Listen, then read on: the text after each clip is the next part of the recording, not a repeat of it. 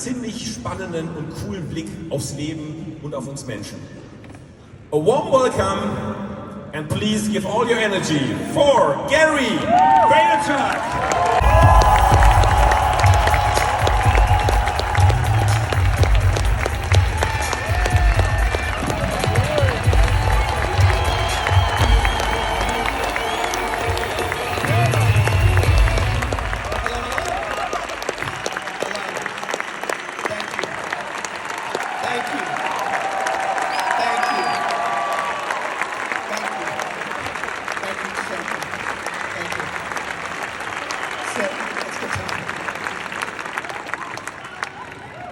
I love you back.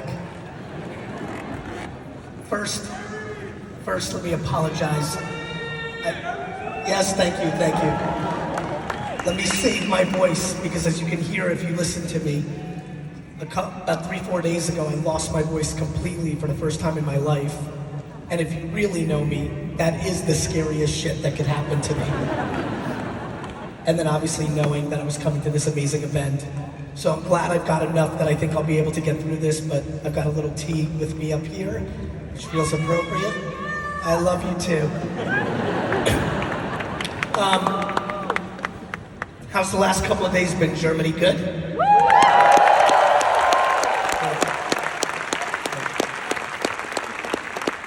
Well, I hope I can add to it. I have a lot that I've been thinking about on the flight from New York to here to what I wanted to talk about.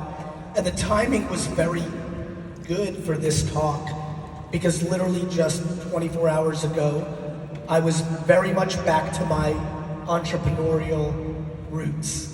I was in Atlantic City, New Jersey for the last 3 days, and I was set up at a table, and I was selling trading cards, sports cards, and sports stickers, the way I learned business when I was 11, 12, 13 years old. But unlike 30 years ago when I was doing it, the majority of the cards that I was selling the last 3 days were VFriends cards, which is an intellectual property that I'm building. And that intellectual property, those 250 characters, are very much the Sesame Street Pokemon characters that I'm gonna use for the next 45, 50 years to really talk about mindset and perspective. The things that I've been doing as Gary V have been really fun for me, but I'm one human being, one man. I also have a very specific style that I communicate and live, and that works for many, but it doesn't work for everybody. Watch this. How many people here, by show of hands, the first time you ever saw me on the internet thought that I was a jerk or an asshole? Raise your hands. Look, that hurts. But I'm incredibly self-aware. I understand why. I get it. And for the way the world actually works, luckily for me, that the truth always wins in the end, and I'm able to persevere. Eventually make the right piece of content at the right time that fits for somebody. But I'm also aware that for some people, because of the cursing, or for some other reason, I'll never be able to be the person that speaks to them about the true virtues that matter to live a joyful life. And thus, many years ago, I decided I'm gonna build an entire universe of characters to do that, so that I can start from people when they're 3 years old, all the way to their 99. That's not what I wanna talk to you about, but those characters enable and represent the things that I wanna talk to you about. The things that I want to talk about are the things that are hard on a journey to achieve happiness and joy, fulfillment, whatever one tries to achieve. I've been thinking about something a lot lately, which is a lot of my friends and acquaintances always ask me why I go so hard, why I'm pushing so hard. Because I'm very fortunate at this point in my life that I've put some wins on the board. I've achieved a couple of things. It always reminds me how surprised I am when people ask me this question. It reminds me how many people genuinely believe that financial status is the North Star. their question is almost always baked in the framework of how much money I've acquired or have. And I always ponder that. It's always so interesting to me how the data, the math, is black and white on this issue. There is absolutely no correlation to one's wealth that maps their happiness. This is black and white. We continue to have a world that is confused, that money buys happiness. It continues to be what someone who's hurting thinks is the potion or the antidote to fix it. Yet, we have unlimited amounts of hundreds of millions of people who prove otherwise. We must start there. The concept that you're gonna buy your way to happiness is the biggest falsity in human society, and we must stop doing that.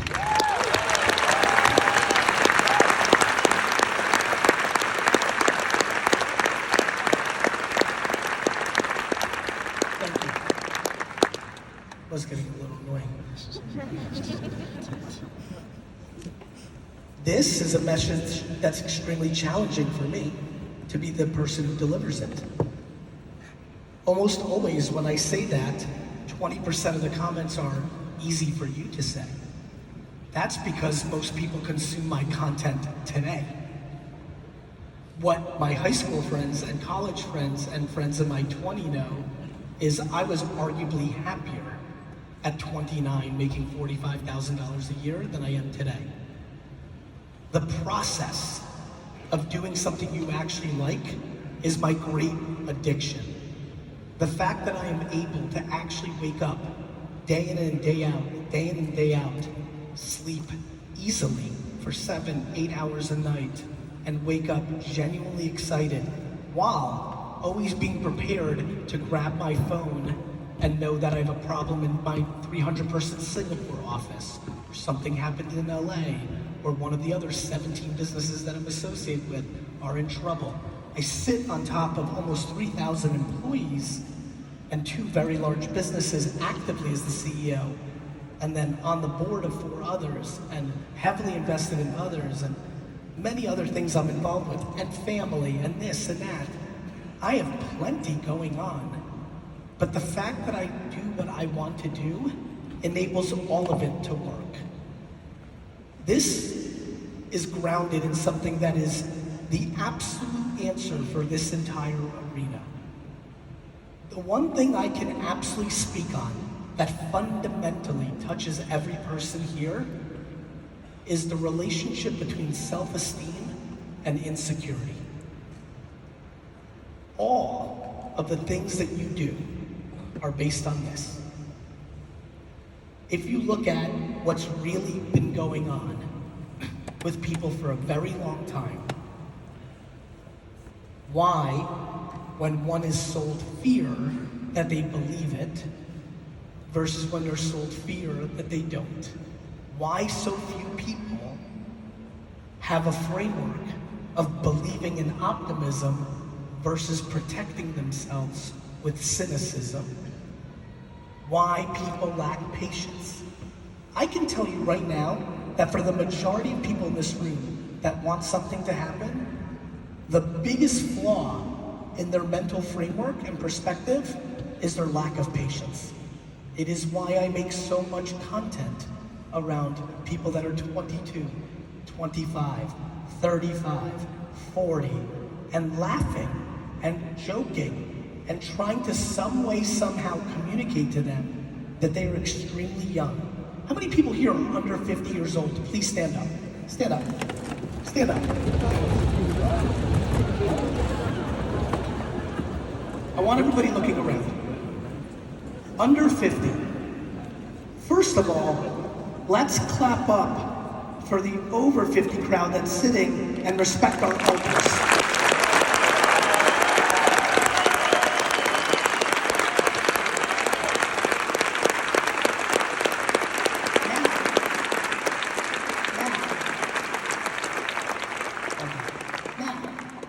For the 90% of you standing, there is a substantial chance that you have not even lived half your life. If you are under 40, continue to stand. Please sit, 40 to 50, we'll sit as well.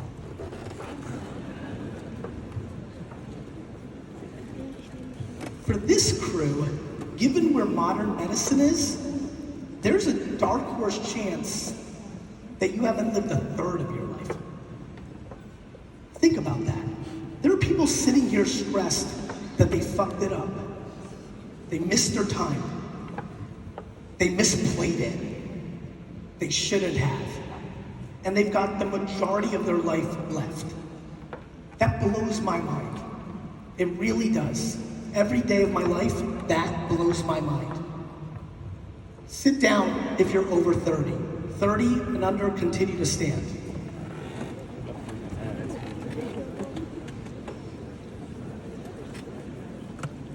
For you fuckers,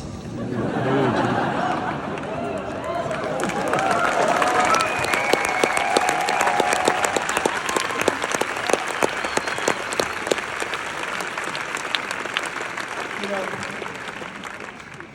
I had this saying I used to do where I would say I would rip my arm off to switch with you because there's so much time, so much opportunity.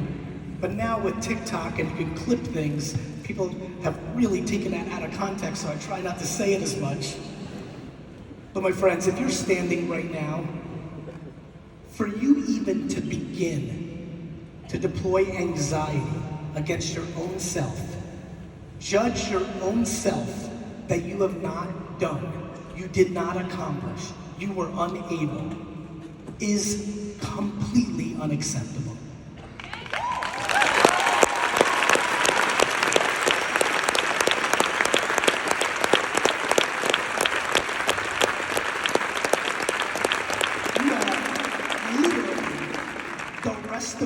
In front of you, you have foundation. As a matter of fact, if I actually, with all the depths of my heart, if I was actually able to give you a piece of advice, if I had one, though I think everyone's situation is different, I would try to get you to just enjoy the next 10 years more, not go as hard as you think I would tell you to go, because you have that much time. You have that much time. Most of society's rules and traditions are based on when people were dying at 50 years old. Most of the rules of when you should get married and what you should do and what you should have accomplished is literally based on the last century's DNA. You are so young. You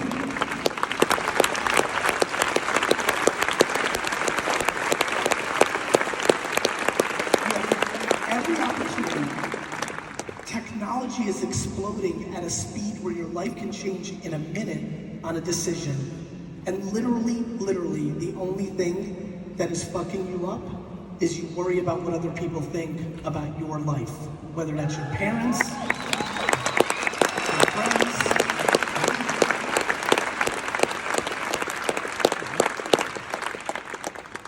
Please stop doing that.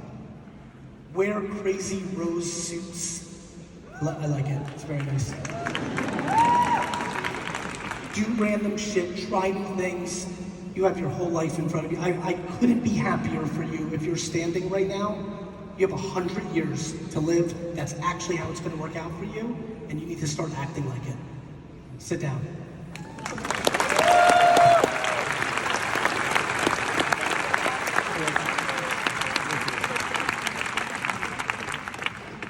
Let's talk about why you actually listen to somebody else's point of view on your life. Let's talk about why somebody else's point of view on your life is something you're willing to accept. I am fascinated by people's ability to take strangers' comments on a social media post and allow it to make them upset.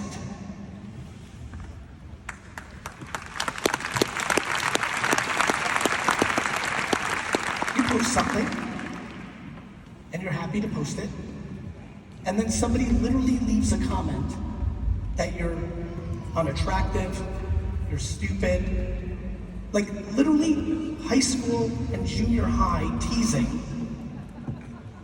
And your entire day, sometimes week, sometimes month, is completely ruined by a human being who is on the other side on their phone, who is hurting so much with their own life that the need for them to make it palpable is for them to take time to go to other people's lives and try to tear them down to make themselves feel better. This is what I call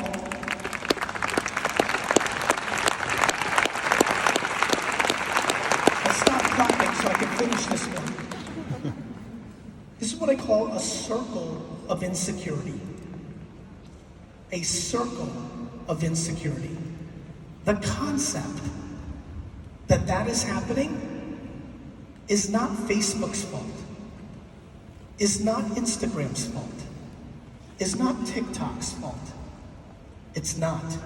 We have become infatuated with blaming the platforms for our own shortcomings. Until humans decide to lean into accountability and stop blaming platforms and politicians, people will continue to be unhappy.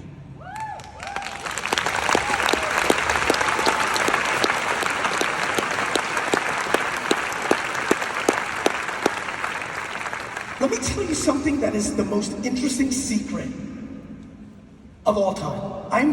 This is my newest thought that I've not finished. I'm still in the laboratory of my own brain and heart, but I'm gonna try it here in Germany. I've been sleeping on something for about 6 months, and I'm really excited about it because it's super true. I'm just trying to get fully there, so it's just in my soul, because I think you have a sense. I only know how to communicate in improv form. There is no slides. There is no deck. There's only this. And so I often don't talk about things until it's fully ingrained, but I think I'm there. And it's something I want to tell you that is very much in line with what I've just been talking about, which is this concept of who we are, how we roll, why are we affected by what and how, where do we go, and how it's always been the same thing. As if people were unhappy before social media. As if. Right? I think everyone here at this conference needs to leave knowing one very important thing. This one very important thing. And that is, you are not tricking anyone. You are not tricking anyone. People continue to live life posturing, sharing photos that they're so happy and crushing it, having dinner and saying, everything's great. My favorite one, buying shit that they can't afford to make it seem like they can afford it, and living basically their entire life as if the bullshit that they're trying to project is actually working. Think about how many times you've gone home after being with 3 or 4 friends and have had a conversation with one other friend about a different friend who was posturing, but you both knew it wasn't true. Think about how the world's currency is actually working. The real obvious thing to me is if we all knew that the only people you ever trick are the only people you don't want to be hanging out with in the first place, I think a lot of things in our world would change. It is time, my friends, Why? Why are we trying to impress people so much? Why? For what? We must really work on not allowing outside validation to dictate our lives. You love yourself is real. The problem is people don't love themselves. The reason everyone's trying to do it is they don't. Because they've decided, because it was put into their brain, that their worth is based on things that are very surface level. Their appearance, their bank account, and lots of other dumb shit. We have such an opportunity as the world is changing. See, everyone's paying attention right now, and they're focusing on the media landscape changing and the negatives that come along with it. The politics, the nationalism. They focus on that. What they don't realize is in parallel, the platforms also create the opposite. This is the first time since the printing press where we can collectively change the perspective of how the world works. It's true.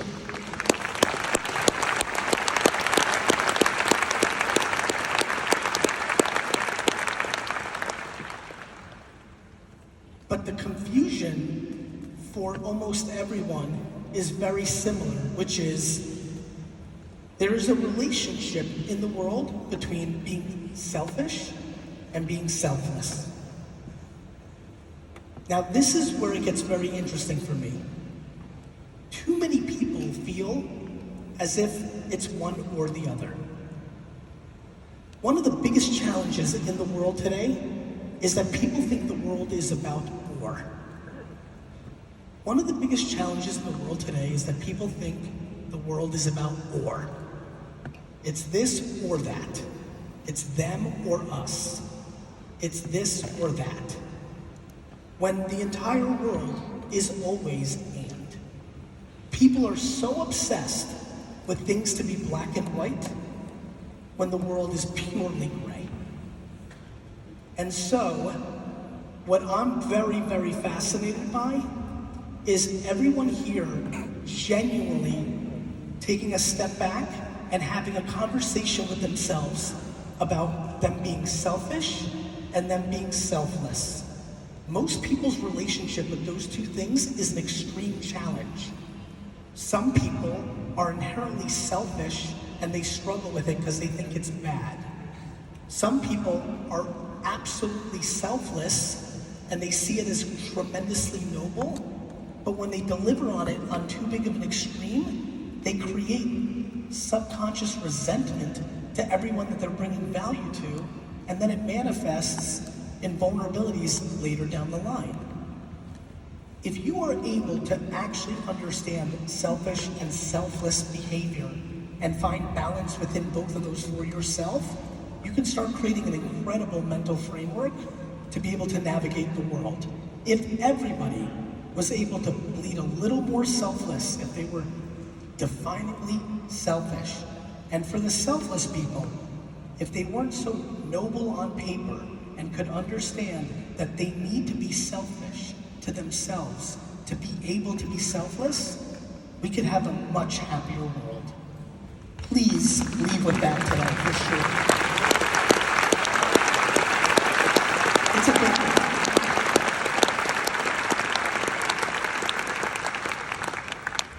For me, everything I've ever wanted selfishly is happening because of my aggressive selflessness. A funny thing happens. People always talk about, I want to build a brand like you, Gary. I want to build a brand. I'm like, okay. They're like, I want to build a community. I'm like, okay. I'm a very weird dude. And what that means is, a lot of times, I'll go and audit what that person's doing. When I tell you 99 out of 100 times when somebody's crying about not building a big enough profile, that when I go on their account, that 98% of their content is selfish, as if you are entitled to followers, as if you're entitled to people buying your shit, as if you're entitled to likes. Just by existence, just by posting, you should be getting it. The entitlement in our society is extraordinary. The accountability is equally extraordinary in the negative. The sheer lack of accountability in the human race today is staggering. We are so good at telling everybody and the world what's wrong with everybody else besides ourselves. We love to point fingers. We hate a fucking thumb.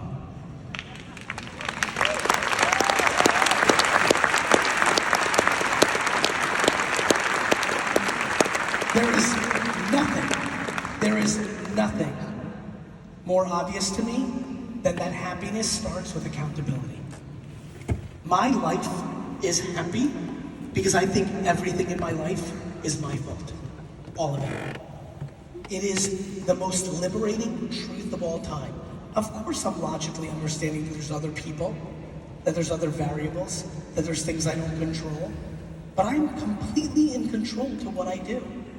How many people here have employees? Raise your hand. Raise your hands higher. Employees. Here's my favorite one about people that employ people. They're the boss. They have employees. They sit around and complain about their employees 24/7 or often, and they're in control of firing them. Fire them. Yeah. By the way, you know what was the best part of that line? None of the bosses wanted to clap. We suck currently at accountability. We suck at it. And for a lot of people here, it's the answer to the trivia question. When you actually understand it, it's actually fundamentally true. You are capable of doing anything. You are capable of firing your employees. You are capable of breaking up in your relationship. You are capable of moving to another town, another country. You are capable of selling your home and downgrading your home to a smaller home so that you're always not tight on money. You are capable of all of it. But we don't like that. We like to blame all our problems on Putin.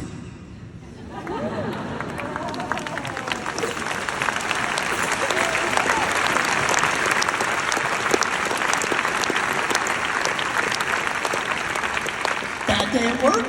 Fucking Putin. Bad day at home? Facebook. The algorithm and the dictators are not impacting your day-to-day anywhere close to what you've decided your lack of accountability is dictating. This is a very focal point of the conversation. We must understand this. Everything you talk about, gratitude, empathy, kindness, all things that I live on, they all come from me thinking everything's my fault. They all come from me knowing I have control. Everybody, when they get into the accountability and control game, immediately, much of this audience starts thinking to the counterpoint. They immediately start thinking to the counterpoint.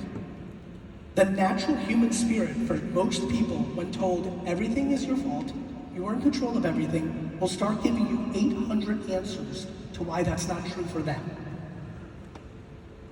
And that's how they're missing the point. When I brought up earlier, if you are tight on money and you own a home, sell your home and live in a shittier home. Do you know how many people do that on earth? No one. Do you know how logical what I just said is? You are tight on cash, you are really struggling, you own a fairly nice home and your mortgage situation, you have an asset, and you will not sell it to live in a lesser home because you worry about what people think about that move.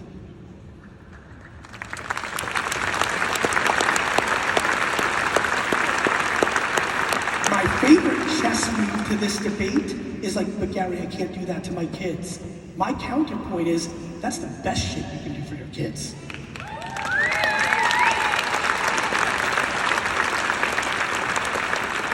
We now live in a universe where one of the biggest reasons we have so much anxiety, I love when people, by the way, can we keep that light on? I know you guys are doing some production, but seeing all these beautiful faces really gets me going.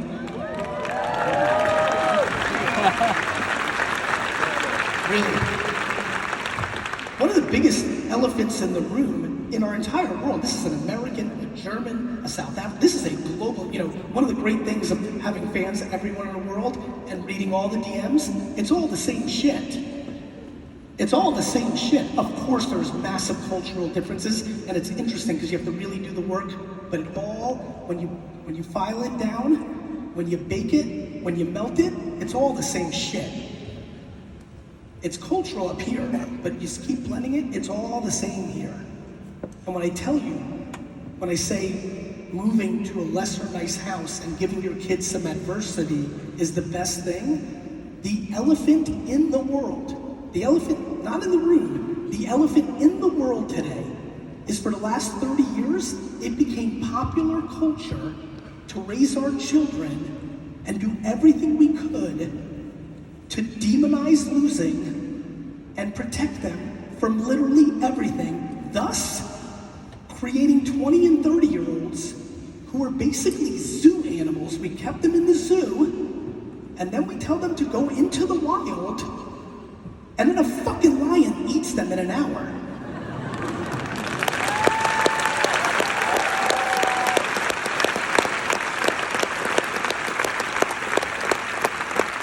And my favorite part of the whole thing that I'm watching is you have people in their 50s, the boomers, and older Gen X, my crew, by the way, which nobody talks about as if Gen X doesn't exist. It's just millennial and boomers are like, yo, what the fuck, we're here.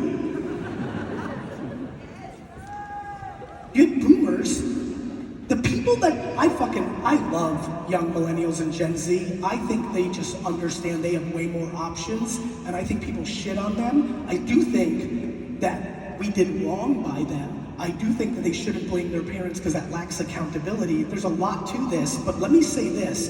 The funniest shit of the whole thing is we are watching boomers run around the world shitting on these kids when they're the ones who fucking parented them.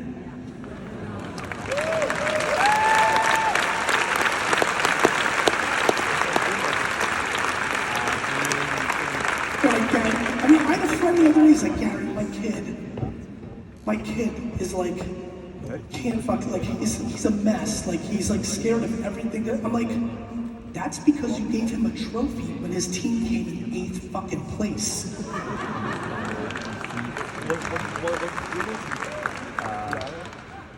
Now, it's super fun to laugh at the kids. Let me promise, including myself, every person in this arena has a version of that in them as well.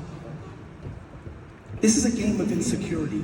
Of course you're insecure at 28 years old when your parents' behavior their whole life showed you that they didn't believe that you could.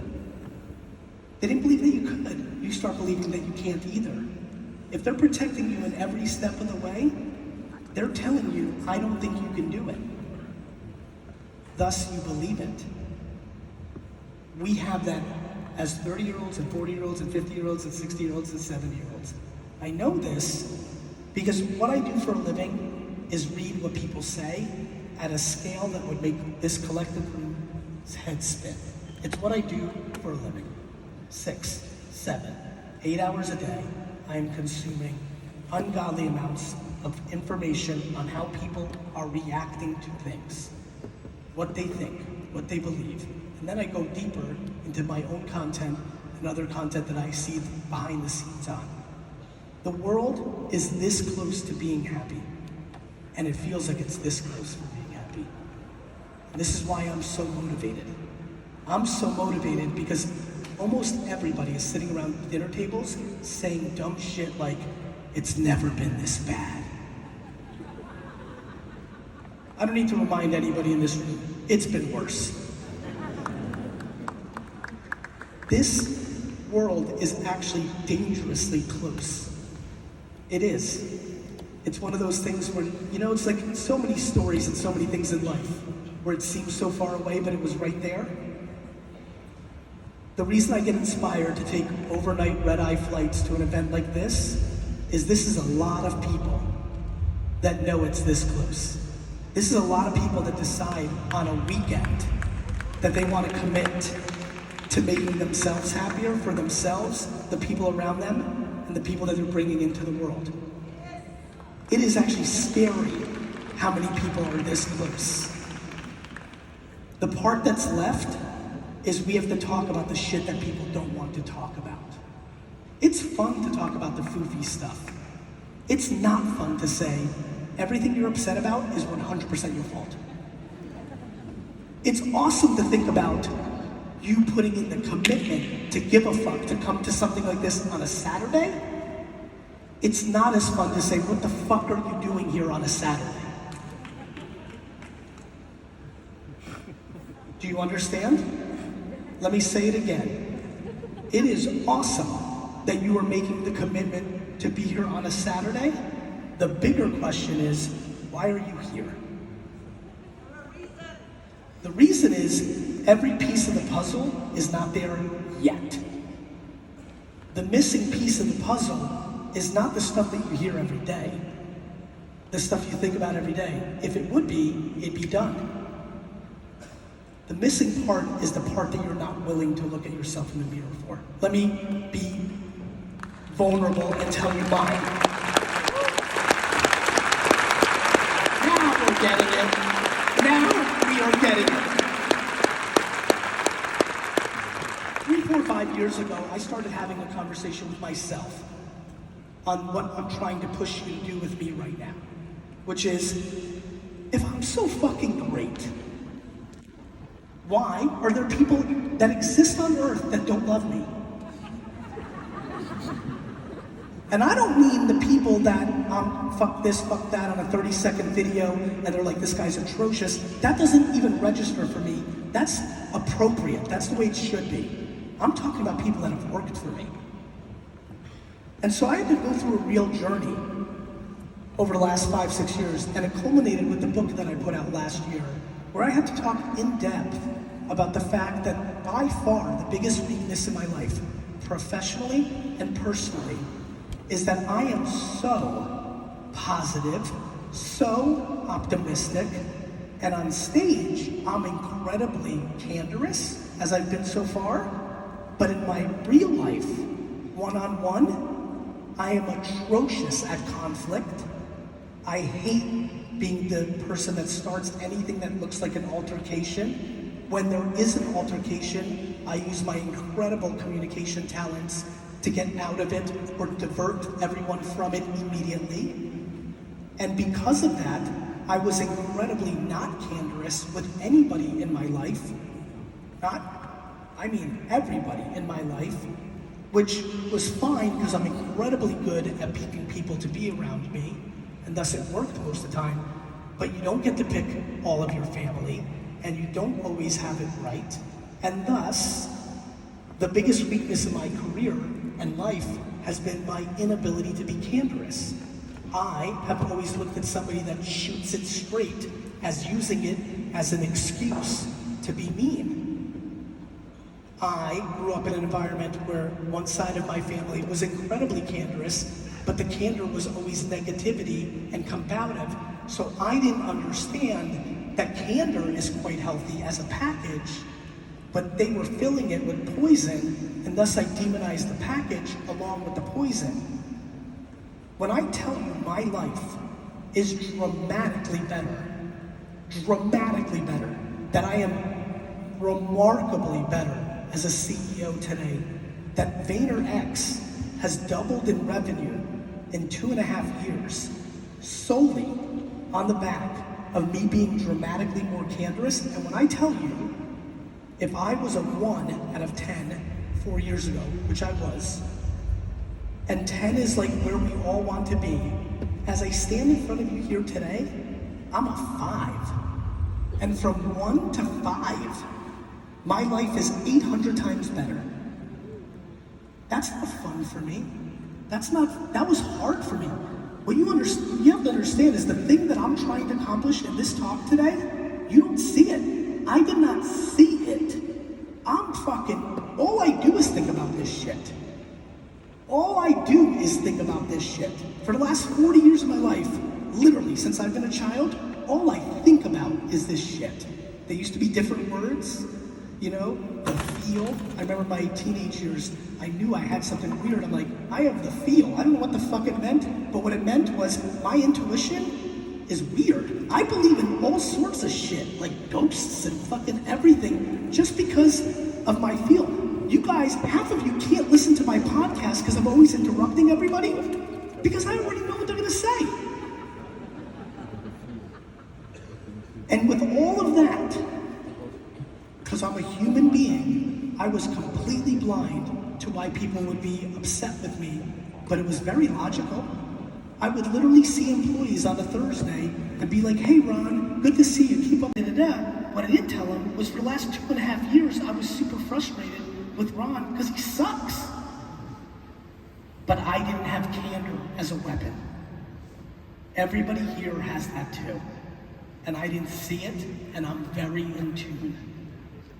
My question is, why are you here on a Saturday?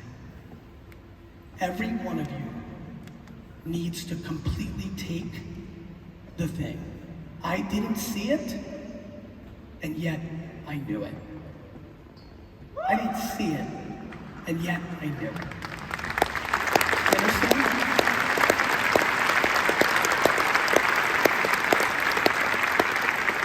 This, do you guys have a good camera? Can you? It's gonna go away, but I just got goosebumps because I'm about to tell you something. My number one goal in life, let alone being a CEO, is to eliminate fear.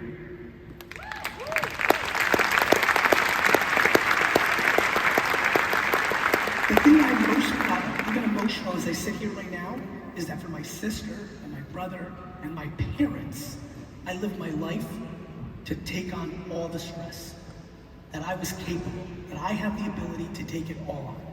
I am so proud that I am great at eliminating fear for my family. Then I started doing it for my employees. And today, where I am on my journey, I do it for many people. It's something I'm very proud of.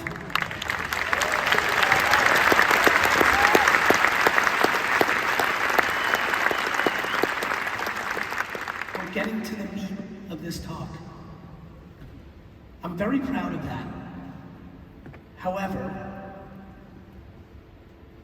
remember earlier when I told you you can't trick people? You're tricking no one? The lowest point of my professional career, by a country mile, nothing is even close, is when it was very clear to me, off of a series of meetings, that my inability to give candor, though on the facade, led to an incredible culture. There was my senior leaders, not my junior people, but my most senior leaders were scared. Because they didn't know exactly where they sat with me. My lack of candor was tricking nobody that was spending those meetings with me. That was the low point. For me, I need you to understand, we've got this time together. This is it. I'm with you right now. I need you to understand, you know why you're here on a Saturday. You don't want to tell anybody. You don't even want to tell the person you're sitting next to who's the closest to you in the world. But they already know. The quicker you get naked and tell the world what you suck at, is the quicker you don't need to come here on a Saturday.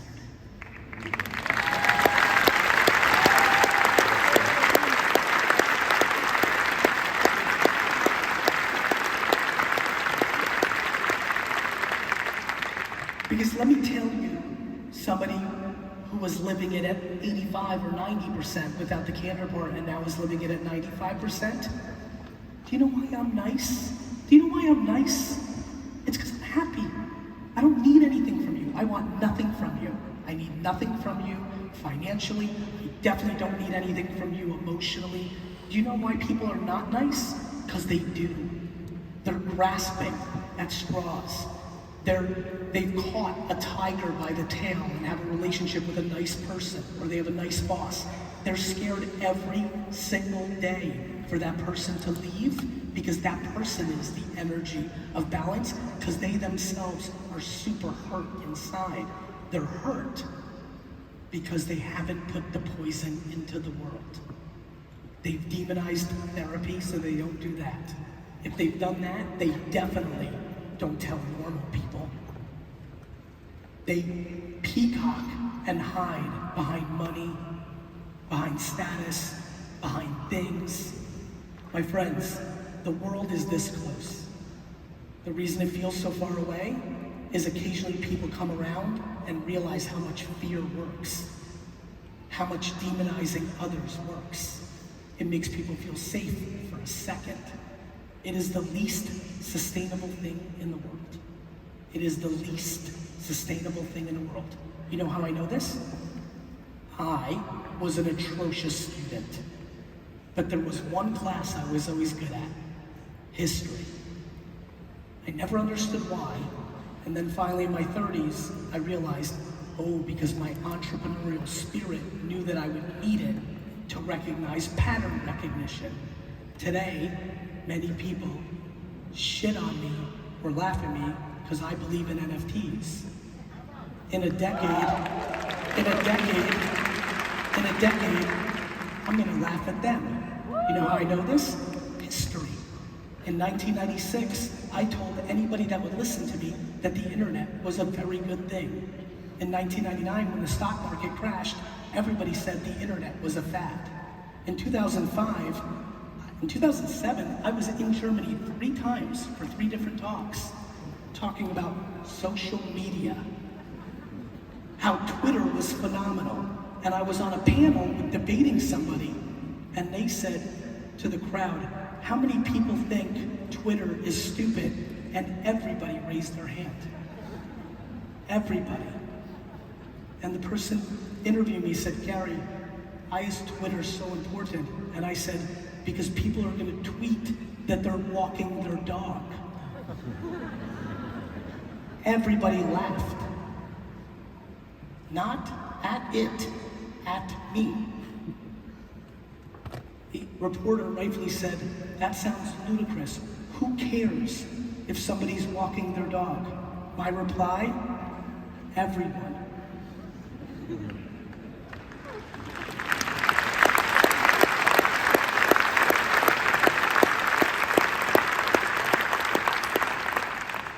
I suck at almost everything. Thank you. It's true. People are so confused how the world works. Everybody in this room pretty much sucks at almost everything, except a couple things. I suck at almost everything, but the one thing that has been with me since I was a child, when I listened to my late grandma's stories about me from 0 to 7, or my mother's, it's very clear that DNA is a remarkably powerful thing. I suck at almost everything except one thing. I know you collectively as well as any person that lives on earth. I understand people. I do. It comes to me. It's natural to me. And I'm so grateful for it because I have such deep wants for it to be good. I'm in such a good place and I want you to be in a good place. And it's a lot easier than people realize. It seems so daunting. But it's kind of like working out. You know, figuring it out mentally is like figuring it out physically. Here is how you get physically more fit. You eat healthier and you go to the gym. I know, you're trying to stop her from eating the popcorn? Keep eating it, it's delicious. That was the best. I'm like, you eat healthier. She went in for the popcorn and her friend's like, stop. You literally eat better ratios of protein versus carbs and sugar, and you go to the gym and you get your heart health up and you use your muscles and you build up your leg. It is actually remarkably simple, yet so fucking hard to execute. Same with this shit. You want to win this game? Tell everybody what you suck at. Tell them.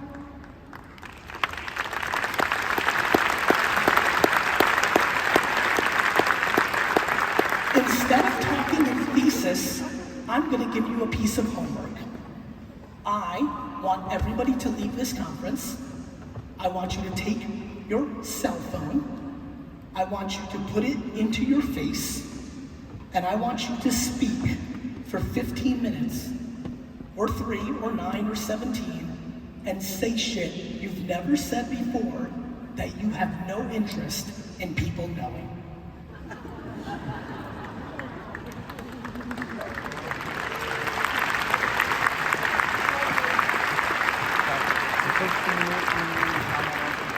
You want to get value out of this conference?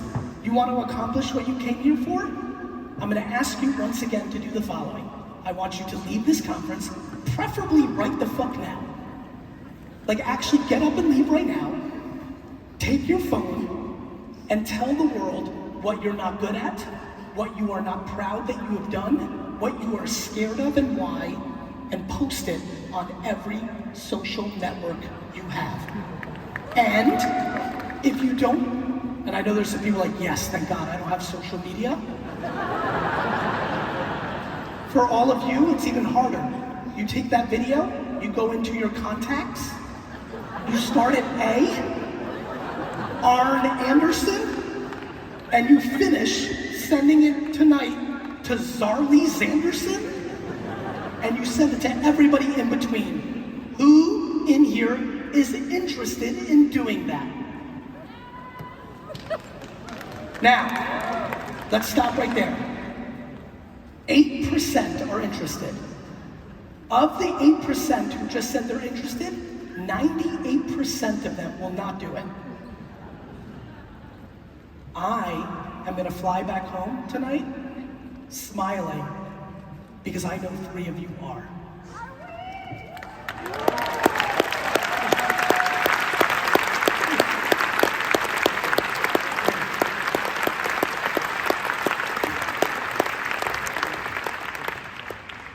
What I just said is fucking impossible.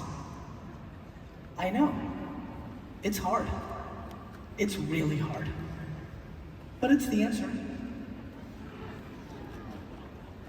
Everything that's not working. My man, are you going to do it?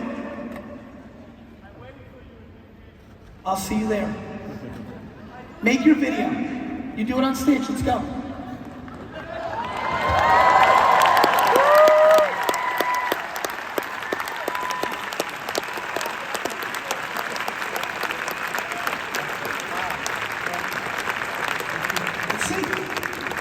Let's see if we believe him.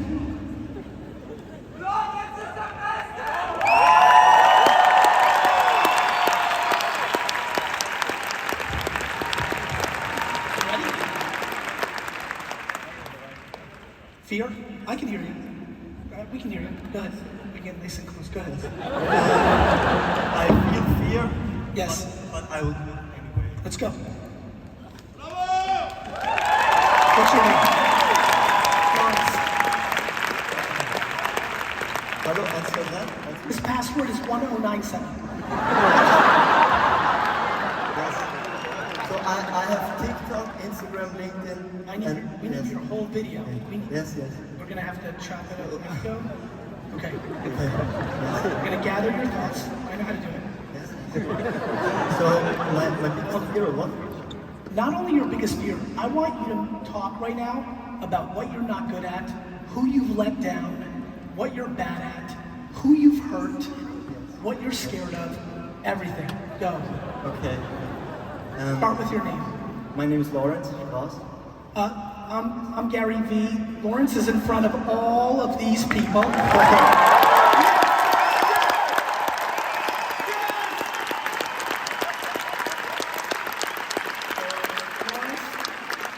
Lawrence is making this video because my hypothesis is that our secrets, our insecurities, the things we're not transparent about, are the cancer of our life, and it's why we're not as happy as we can be.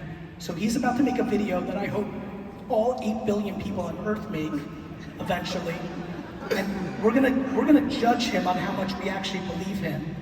Yeah. He's going to tell us everything bad. Go ahead.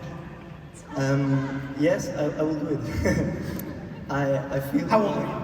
I'm 20. Where do you live? In Austria. Yeah. With whom? You live alone? With your parents? With my mom. With your mom? Yes. No. And where's your dad? My dad lives 20 meters next to. They're separated. Yes, they're separated. How old were you when they separated? 3 years ago. 3 years ago? Yes, but it was the best thing that ever happened because the relationship to my father was better then. Yes. I think that this could be the point. I judged my father because he worked a lot and he didn't took time for me. And I said, yes, Dad, I want you to leave home, or I want to to go away, because my mom had the role of my mom and dad. Yes. And so when they were divorced, my mom went away from home. But in this time, I was angry at my dad because he never asked me how I am, and he never asked me any question. And then it was the first time he did it, and I was like, who is this man, or why is he asking me this? And then I said, please, this is so confusing, I don't want you here because it's not normal to me. Yes. But he's my dad. Yes. And when they got divorced, we had a better relationship because my heart was open. Yes. I was hurt, but my heart was open. I said, I love you, you're my dad, I love you so much. And we talked openly, and I said, but I was hurt because you didn't ask me how I am. And I accepted it, and yes, I love him, and I told him that. So yes, everything got better because I knew who he was now, and not in the past. He wasn't good to me. All right. That was nice to talk about your dad. Now let's talk about what you're not doing well. What I'm not doing well? Yes. What are yes, you not good at? I'm impatient Why?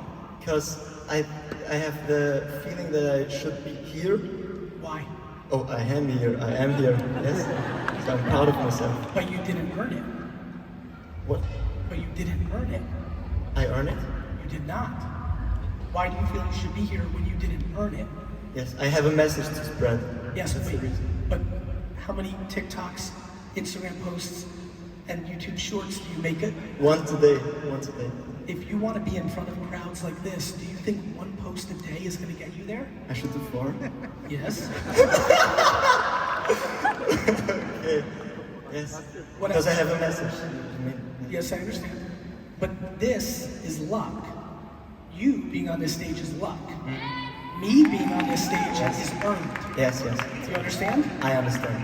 So what are you telling your friends that is not true? What are you today Yes. telling your friends that isn't true? What are you communicating to them about yourself that you think is not true?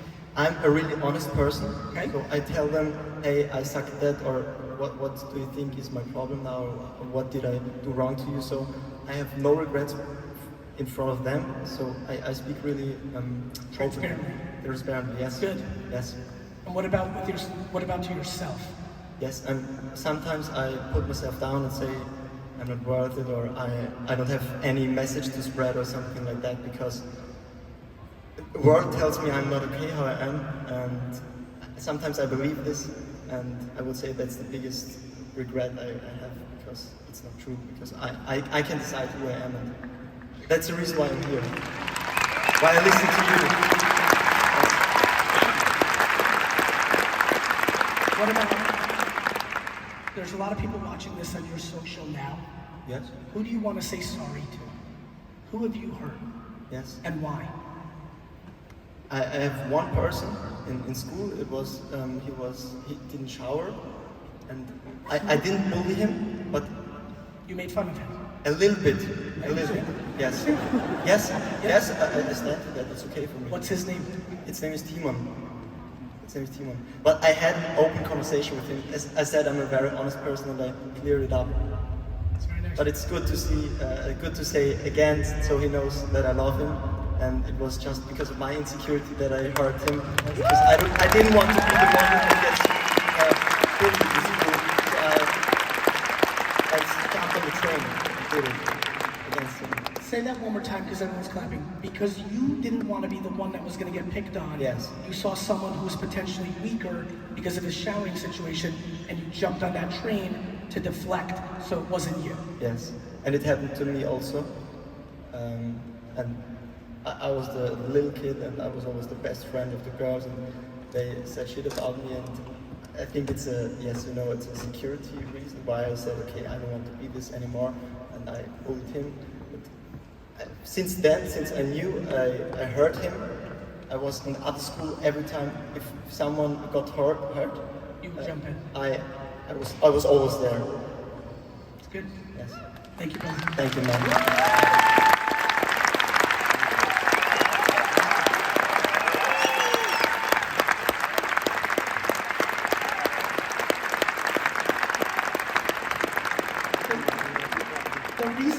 The reason I cut that short before going deeper into him and kind of let him off the hook is two things. One, it's very interesting to see how much honesty is a liberator, and it was very obvious to me on that. But number two, he said something that I want to finish with. He said, I didn't want to be the person picked on, so I jumped on the weaker link, and I wanted to deflect. And if you listened carefully, the next thing he said was, but it still happened to me. One of the things I believe in the most in the world is doing the right thing is always the right thing. And equally on the other side of the coin, doing the wrong thing is always the wrong thing. We have a decision to make here today. We have to decide, are you in a place where you are ready to actually shift and do and execute on why you're here?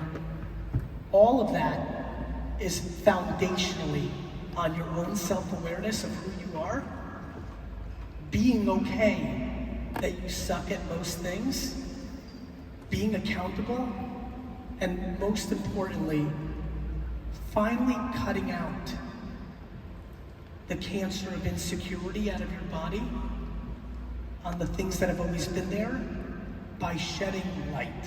I wish actual cancer was as easy to cure as emotional insecurity. Emotional insecurity is the biggest mental cancer in the world, and it is shockingly easy to fix. It is called putting it out there. For some of you, that may be you're finally ready to actually just do therapy. And the safest thing for you is saying out loud what you feel about your mom or your dad or your husband or your wife or your kids that you're embarrassed or scared to say to anybody else. And in the closed room of a therapy to a stranger, for today, it's the safest place. For others, you might go radical and say, fuck it. I'm gonna do what Gary Vee just said on stage, and I'm gonna literally post it everywhere. And there will be a lot of pain with that. There'll be collateral damage, but you're ready. For others, you'll find a different way, whether it's meditation or exercise or eating differently or journaling or a million other things that you've heard a million times. But the reason you're not getting what you want from it is you're not being truthful with it.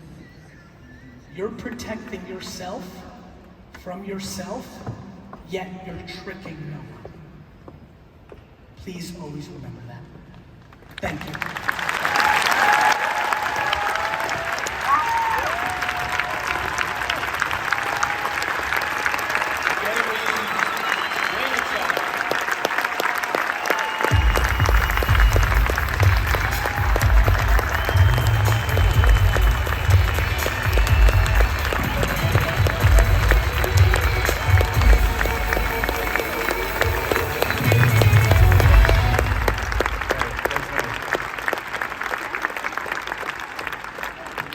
Gary, Yes.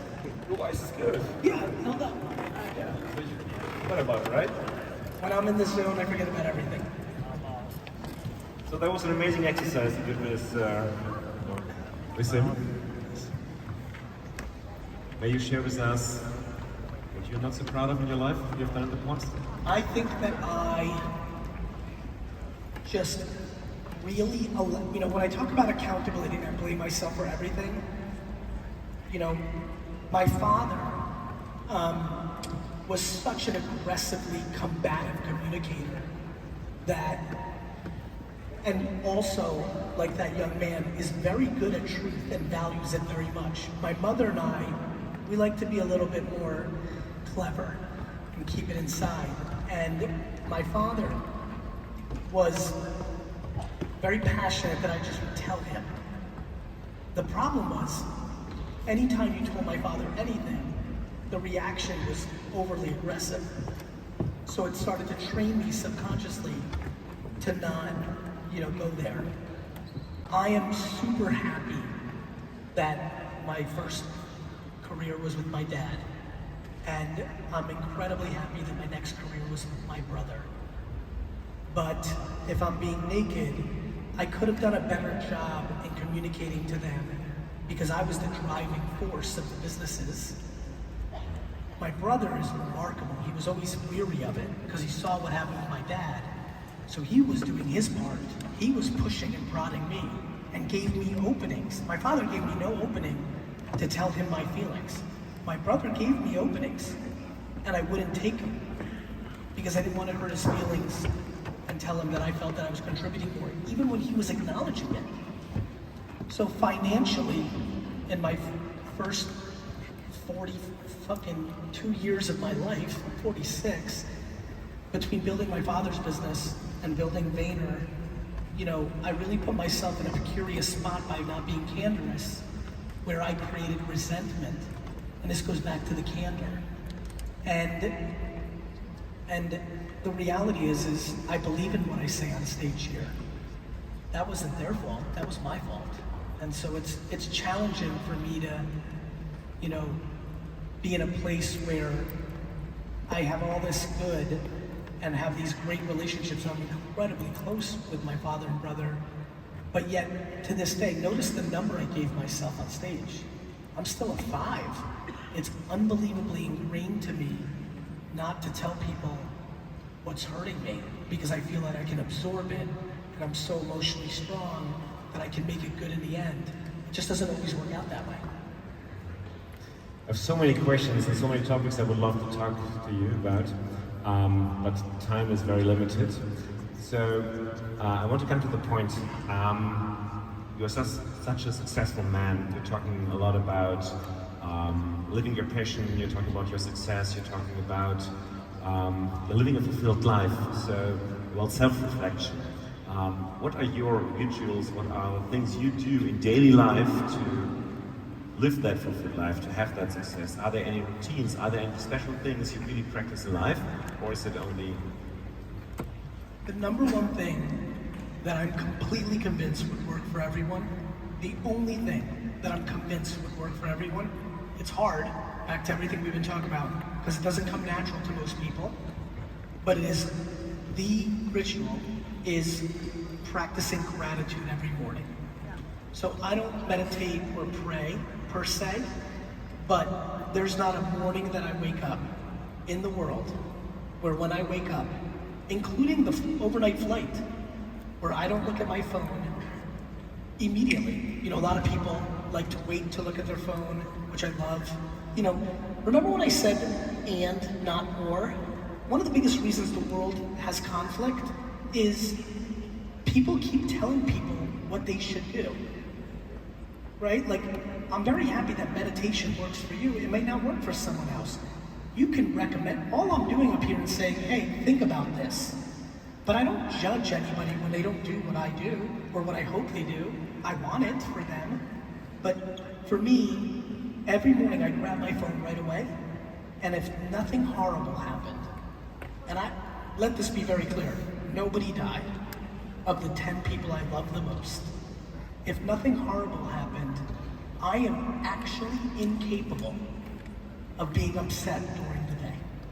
I could be frustrated, I could be perplexed, I could be, for a second, upset, but I just don't know how to be upset about anything other than someone you love dying. I just don't think you should. Let me tell you why. I have something very interesting to tell you. When you die, you'll be dead for a very long time. Are you sure? Listen, if this whole thing about souls go into, like, I would love to come back as a little Danish girl. But yes, when you die, you will be dead for a long time. Also, I don't know if you know this, you were not born for a very long time. We have, like, even though life is long, and hopefully everybody here lives to at least 100, it's also, if you take a step up, very short. The concept of not squeezing the shit out of it, from a happiness standpoint, from a trying standpoint, from an ambitious standpoint, is ludicrous to me. And so I keep it super simple. Nobody died, best day ever.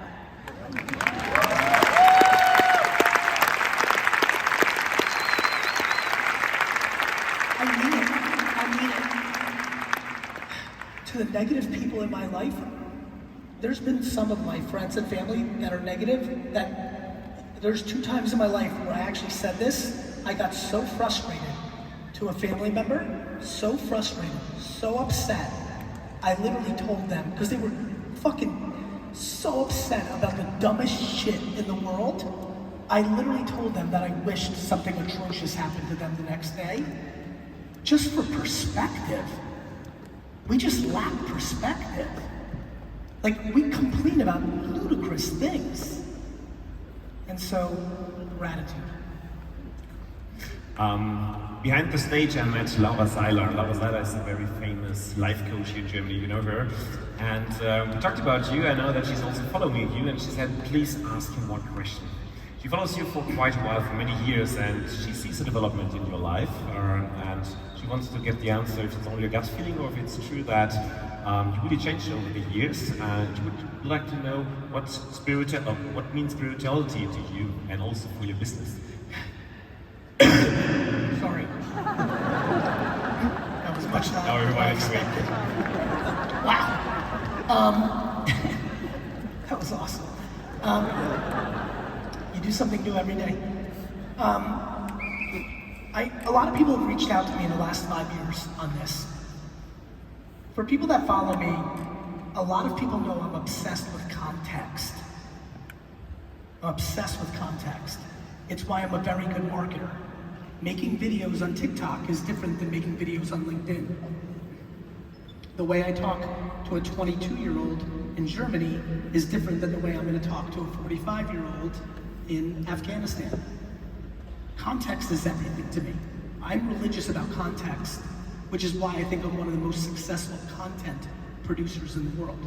That's why I think VaynerMedia is one of the most successful content producers in advertising. When people are like, Gary, I've noticed a big change in you, I remind them that my message is pretty consistent. It's just contextual.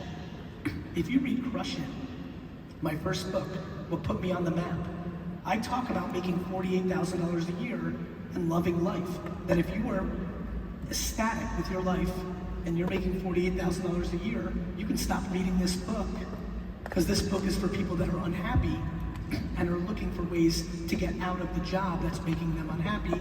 This YouTube and Twitter thing and Facebook thing is going to be big. Unlike our grandparents, you can do this after hours while you're at home with your kids. This is a big opportunity. Most people saw the young rah, rah, rah, rah. I wrote that book during an economic crisis. For example, if we go into a real, deep global recession, my content's going to change dramatically. Because what's going to be needed in that moment is to remind everybody that hard work is part of the equation. Gary, are you a spiritual person? Am I a spiritual person? I just said I believed in fucking ghosts. I would tell you that I'm a extremely spiritual person because I'm completely confused by our lack of knowledge around intuition.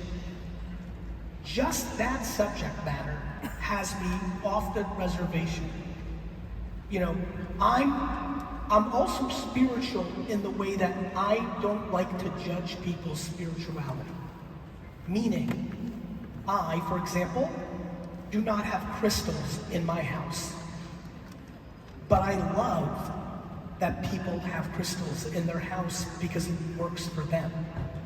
I was born in the Soviet Union, where religion was banned for 70 years. So for 3 generations of my family, religion was not practiced.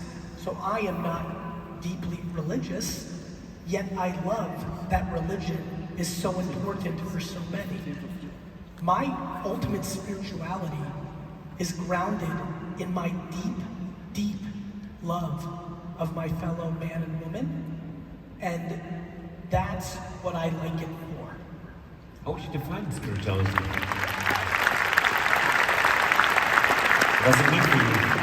For me, spirituality is almost like a sixth sense, like a framework of perspective that is grounded in an energy that is less tangible. You know, back to gray. I wore gray today, if you noticed. I view spirituality as the deepest gray. I think so many people's struggles here in this room are when they're trying to be too black and white. They're unhappy about something, and so they find somebody new on Instagram, and they follow his or her formula, and they follow it to a T for 4 months, and it doesn't work, and they're upset. And they think it's their fault. The only fault, if there is even one, is thinking that there is something that is black and white that will fix everything. It's just not how life is. I personally believe, and I think many others as well, that visions and to work on your own visions, to have a vision, to have a clear North Star in life, and following this North Star, this vision, really creates energy and power in life. I know that you believe in that as well, and you follow an amazing vision. You want to buy the jets. That's my fake vision. That's the one that I told everybody to distract them from what I'm trying to actually do. I mean it. I am very, remember selfish and selfless? Yeah. My selfish vision is actually very selfless, but it's only to 2 people, me and my mother. My goal of buying the New York Jets, I've never said this publicly in my life. I've said that my goal of buying the Jets is misunderstood publicly a lot, and that my journey to try to buy the Jets is my great love, and it is. But I decided I wanted to buy the Jets as a very young child. When I was 7, we moved to a new town, and there was a lot of boys that were playing American football, and they were Jet fans, and that's how I became a Jet fan. And they all had a Jets jersey, right? I wanted one. I asked my mother for one. We were very poor. We didn't buy that kind of shit. Money was for food and the shelter. Even our clothes were liquor t-shirts that my dad got from the store. We barely even bought clothes. We definitely didn't go on vacation. We never ate out. My mom, when I was sleeping for the next 3 weeks, knitted me a Jets jersey and put the number 5 on it. That's why I always put up the number 5 in all my photos, because that's a head nod to my mother. Because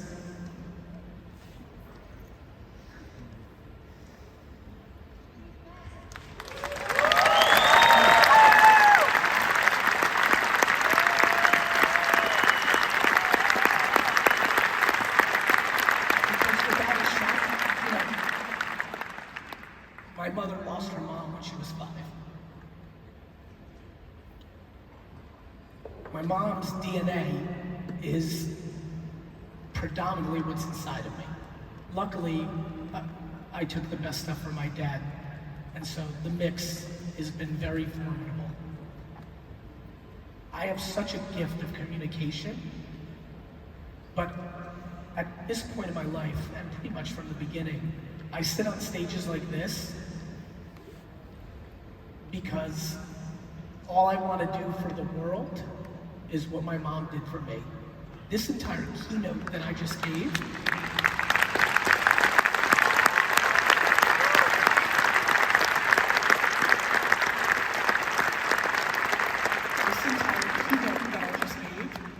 is everything that my mom instilled in me, and I address, as I mature and get older, the things that my mom and I share as a weakness, because I'm trying to do a well-rounded thing. So my goal in life, my North Star in real life, is two things. Selfishly, I want to buy the New York Jets. But I want to buy the New York Jets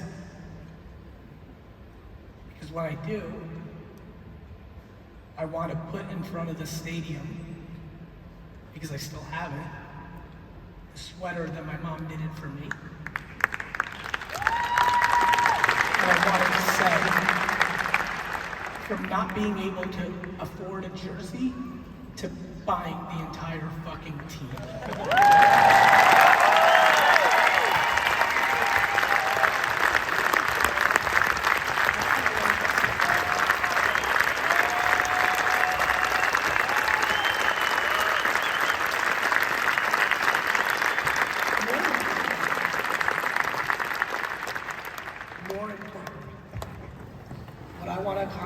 What my North Star is selflessly is there's so many people that want to be successful in life. I think success is inner peace. I really do. However, I am also a purebred 100% entrepreneur. I love, if you, I mean, I'm looking at Andrew, Dustin was with me. If you saw what Dustin saw, on Thursday, it was announced that VFriends, my intellectual property, raised $50 million from Andreessen Horowitz, the most important venture capitalist in the world, to build this thing. That is a very big business accomplishment. What was I doing while that announcement was hitting the world? I was standing behind a table selling pieces of cardboard for $10 a piece and haggling with people who said, I'll give you 8, and I said, but I need 9. I love the process of being an entrepreneur. I love being an entrepreneur. I love the game of making money. I don't need the money to fill my insecurities. My mom took care of that. I need it because I'm keeping score and it's fun and it's a game. But I know hundreds of millions of people will look up to me in the course of my life. I know this to be true. What my North Star is to teach the world that you can be an alpha, a fucking killer in business, win. And you can do it by being an extremely nice person.